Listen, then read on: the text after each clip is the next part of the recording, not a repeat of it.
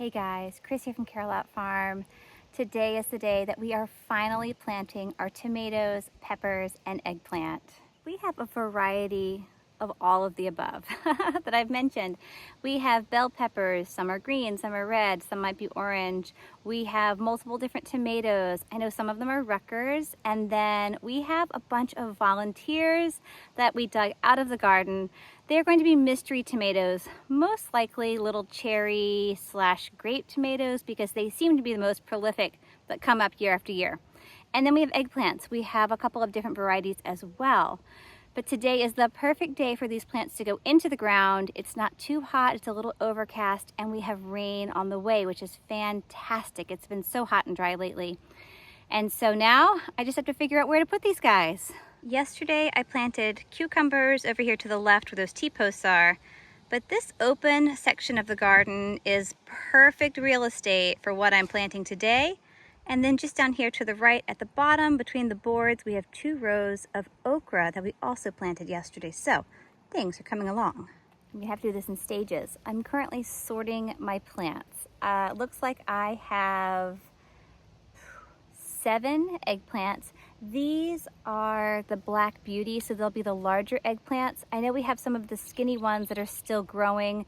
They're not quite large enough to make their way into the garden, but you can see some of these pots have a second plant, and I'll see if I can't transplant that out. It might just have to be planted with the larger one. It all depends on what the root structure looks like, but we have a fair number of eggplants. I have 18 garden tomato transplants. Some of them already have little blooms. Again, I'm pretty sure these are going to be cherries, but in a really wonderful world, they would be Romas and other varieties. So we'll have to wait and see. We'll have this giant mystery patch of tomatoes that we'll keep you posted on. We have a total of 9 Rutger tomatoes. These will be slightly larger tomatoes. They're not your giant beefsteaks, but they're still great for sandwiches. We have 5 bell peppers, but that's not all. Also have 4 serranos and 1 habanero. The serranos were our favorite last summer as far as the hot peppers go. We made like a red hot salsa out of them. We also used the green ones and made a really tasty green hot sauce. So we're hoping to make a lot more of that this summer. And rounding out our peppers, I have a Santa Fe Grande. I've never bought these before. I saw them. They're supposed to be like a medium to mild pepper, so just a little bit of heat, not too much. Again, I couldn't resist. It's something new, and there's already a pepper, so that's exciting. The last pepper also came from the store. Only 2 have been store-bought, and this is a jalapeno. We tried starting some jalapenos from seed indoors, and for whatever reason, they just didn't grow. All you need is one, if you're like us. We only need 1 jalapeno. It's the pepper that just keeps giving, and so that will round out what I plan to plant in the garden today. Here's one more quick look at all of those plants. We have our eggplants, we have our garden tomato transplants, we have our Rutgers that were started from seed indoors, and then our peppers with the last 2 that did come from Lowe's. I almost forgot, I do have 3 more pots with a total of 6 plants. These are growing like little sister plants. I have a tomato that I can identify, and then I have some sort of a gourd type plant. And so these sister plants are going to be living here sort of by themselves. They're going to be close to my squash and zucchini, and they're also going to be surrounded by the cucumbers here on the fence line.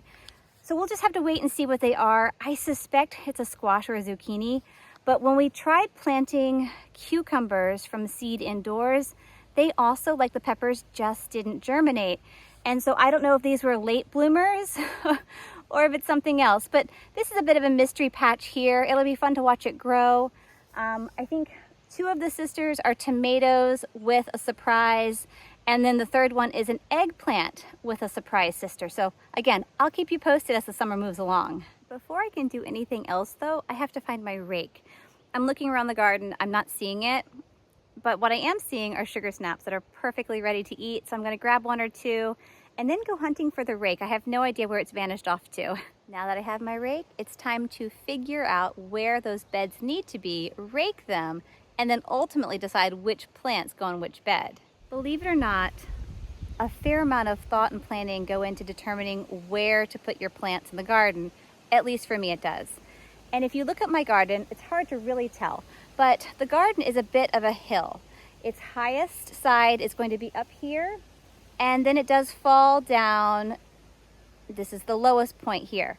So when I am planting a long crop, such as my tomatoes, my peppers, my okra is another good example, I prefer my crops to run lengthwise this way because the entire crop is more or less at the same elevation.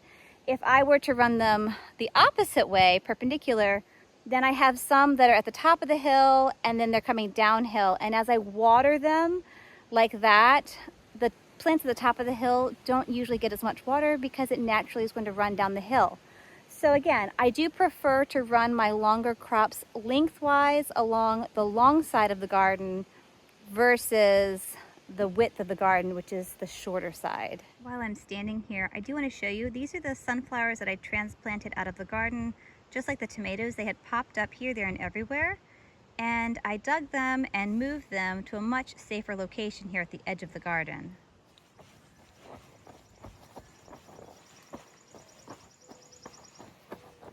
Probably hard to tell, but another thing I like to do is stomp down my pathways. I use cardboard to lay down on my paths to help deter weeds. Here you can see that pathway that I have stomped down. It will be dividing multiple beds. In using my rake, I was able to raise the level of the bed itself by scraping dirt into the center and then leveling it off. By doing that, not only does it give me a nicely defined pathway, which is where I'll put cardboard eventually, but it gives me a nice long level planting surface so that all of my plants are sitting at the same height in the ground. This will be a big benefit when I start watering. If you are like me and if you tend to overcrowd your garden, working on your spacing such as this with your plants still in their pots is very helpful. You can move them. Another step is to come back with your cages to make sure you have room for those too, because not all years have I left enough room, and that can be really challenging. I'm happy with the spacing and the layout. My beds are relatively level, so now it's time to just put all of these little plants into the ground. This could take a while. I don't know if I've mentioned, but my husband is busy mowing. He was string trimming, and so that's all the racket you're hearing in the background.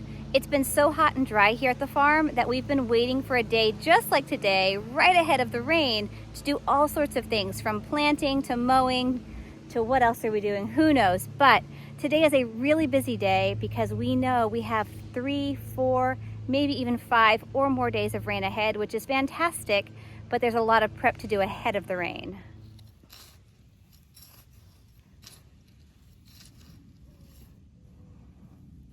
The root structure on these tomatoes looks really, really good. Into the hole it goes. We're just gonna cover it up with some nice loose soil. Soil's in very good condition. And I am gonna build my little well around my plants. I like to do this. It helps to kind of hold the water around the base of the plant and allows for a little more targeted water uptake from the plant. I am actually feeling like I have just planted 2 plants a little too close.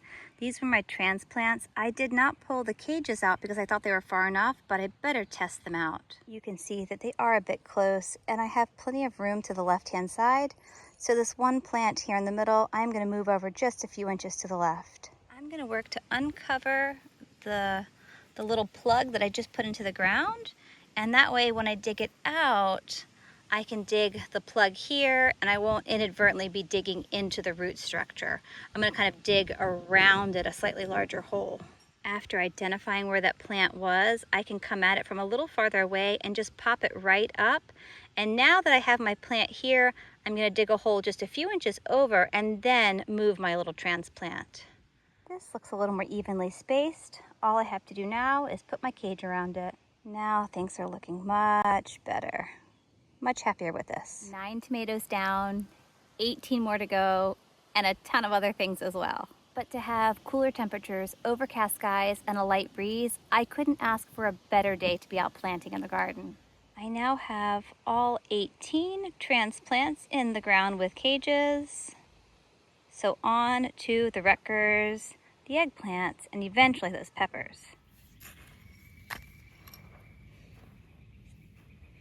Sometimes your hand is just the best tool to garden with. This is one of the larger Rutger tomatoes I have here, and the roots are definitely ready to get into the ground. They're not quite the same bright white I saw earlier. They're almost golden.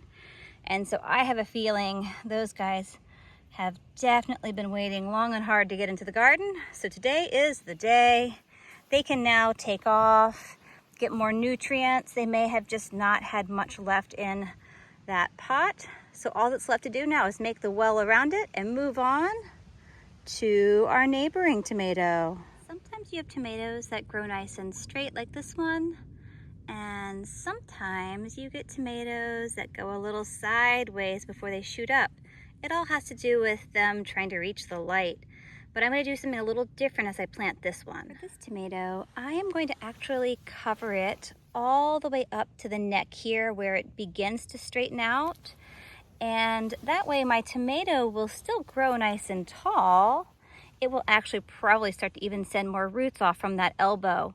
But what I need to remember about this tomato here is that although the plant is here, the root ball primarily is over here. So the well that I make is going to extend more to the left-hand side to allow water to go down to the roots and not so much be worried about where the plant itself comes up out of the ground. Another thing that is helpful, I am using an oversized, heavy-duty tomato cage, and the base of it is very wide.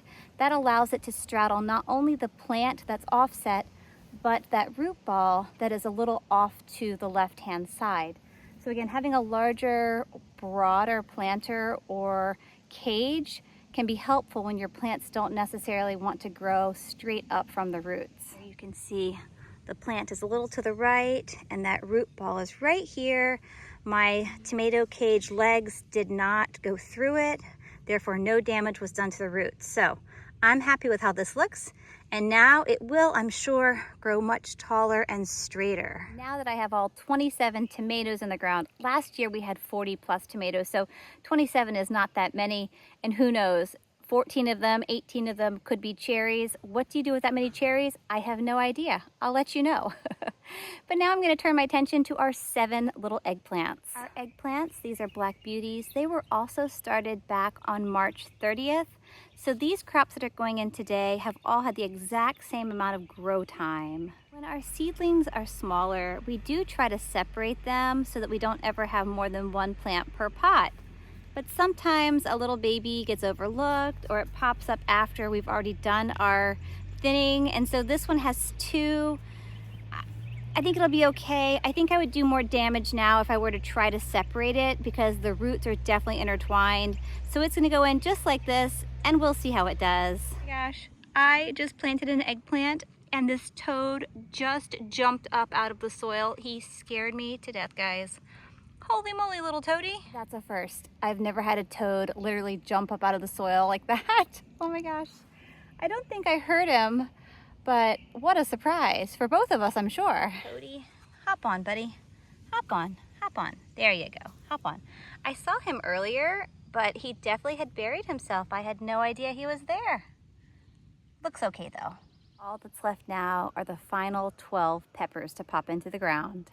Normally, I would say that peppers don't really need cages around them quite the same way as tomatoes. However, last year, we had a big windstorm come up one day and it blew over almost all of my peppers. And so these peppers will eventually get cages around them, or at least a stake if nothing else. We now have all of our peppers in the ground and our planting is complete. My Santa Fe Grande, my jalapeno, as well as my habanero down on the far end, I have planted strategically at the edge of the bed to give them a little more room to spread out.